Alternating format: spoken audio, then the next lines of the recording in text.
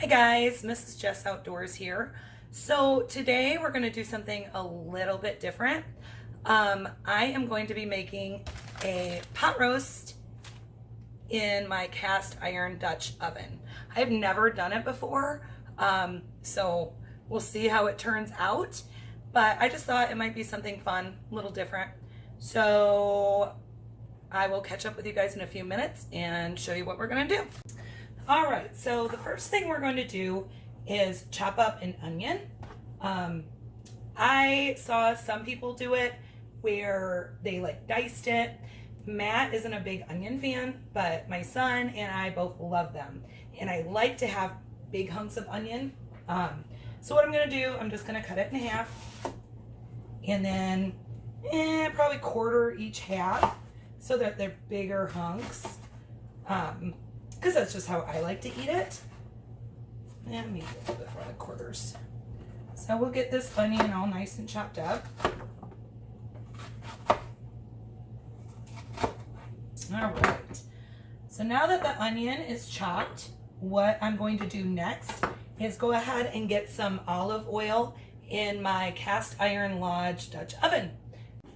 All right, so right now what I'm going to do is put in a little bit of olive oil into the bottom of my Dutch oven, and I've got it on medium high on the burner to get that oil nice and hot.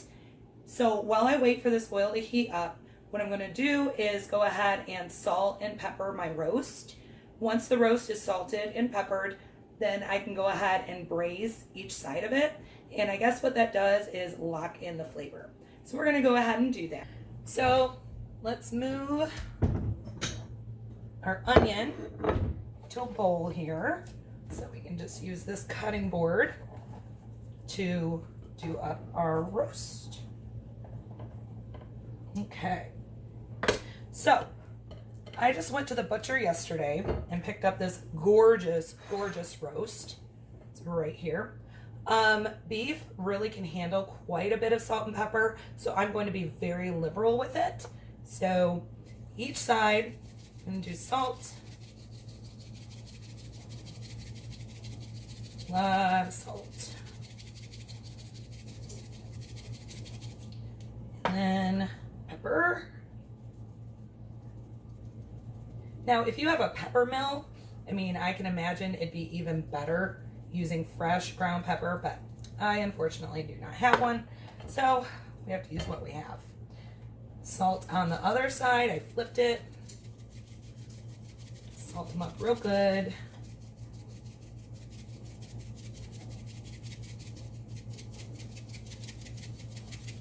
Okay, and pepper.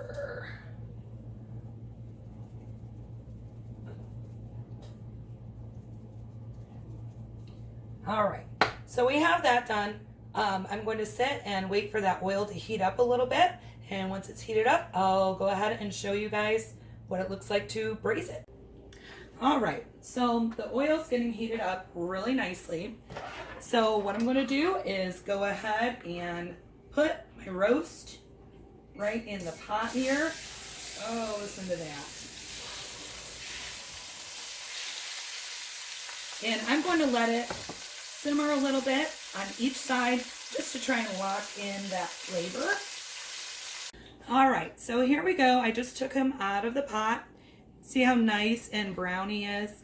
I flipped him, looks like that on both sides. I also tried to hit the edges a little bit so that those also got braised so you lock in the flavor. So now I'm gonna set him aside, and the oil and all the juices from the meat is still in the pan. So what we're gonna do now is we're going to put in those onions. So add those guys in there. And we're going to put in some garlic. So if you have fresh garlic cloves, great, chop them up, use them. I didn't have any. I have the pre-cut, keep it in the refrigerator. Works great, a lot less work. So I'm just going to go ahead and pop those guys in there. And add a little bit more oil to it. To touch, so those onions get cooked up real nice.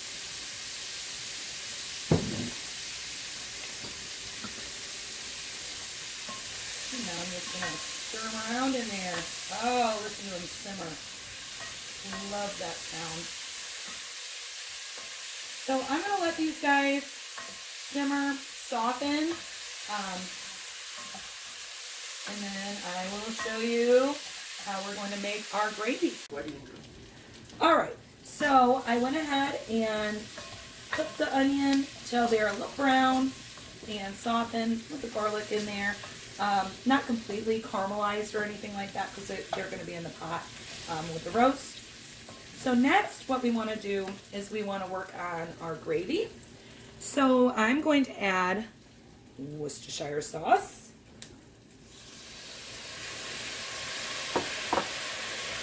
Oh, that smells heavenly.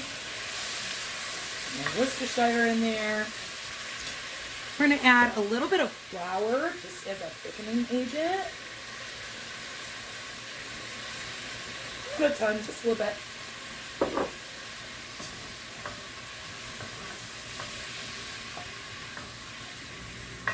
Nice and mix it up.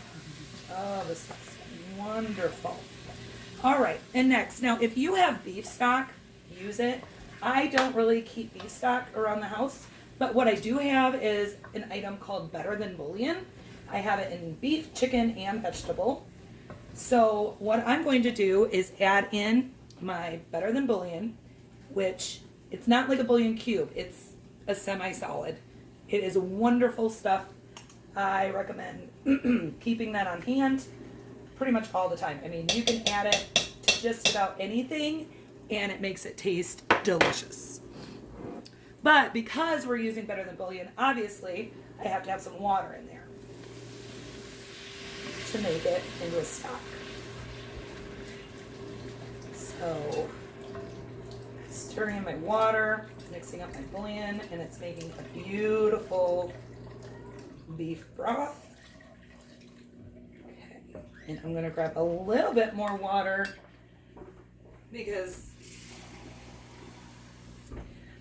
when you add your roast back in, you want the water to be about halfway up your roast.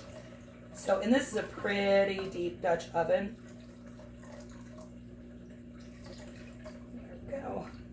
So I am going to get that all nice and heated back up, and then when it's hot we'll go ahead and put the roast back in and our seasonings.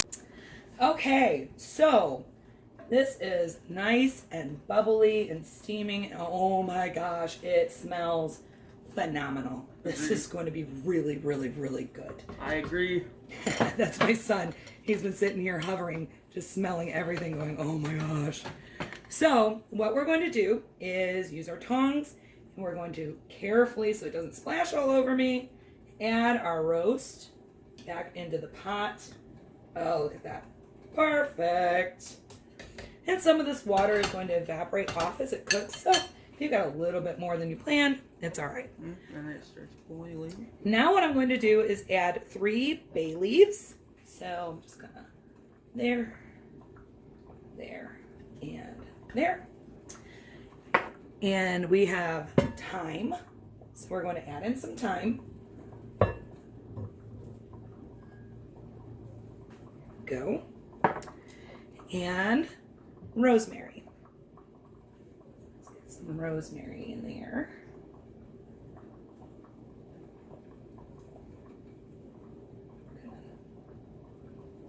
Easier to pinch it, apparently.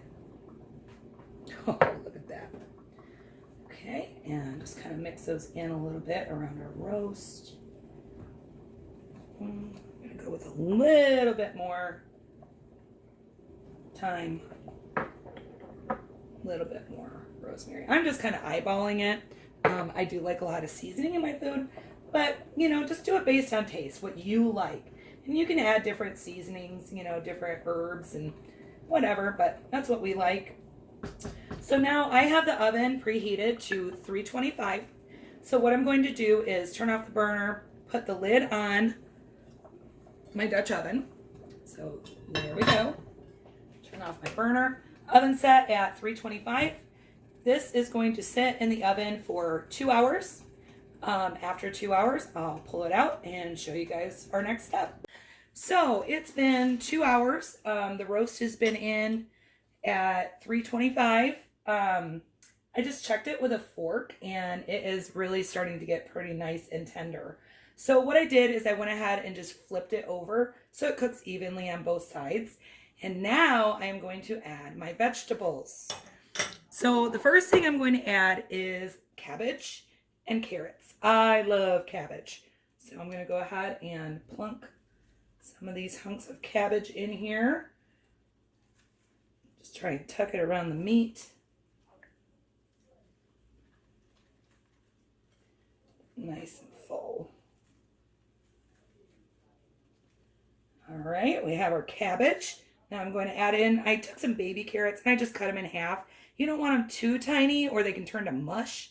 So that's about just the right size. I'm going to put in my carrots. Lots of veggies. And then the last thing I'm going to do is take some teeny potatoes. I have yellow potatoes and red potatoes. And I'm just going to put these in. Now, you can use larger potatoes. You just want to definitely cut them in half, kind of cube them up a little bit. But these, I think, are about the right size. So I'm going to put these guys in there.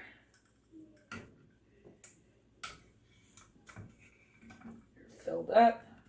My family loves potatoes. So, all right. So what I'm going to do, I think I'll add just a little bit more liquid to it.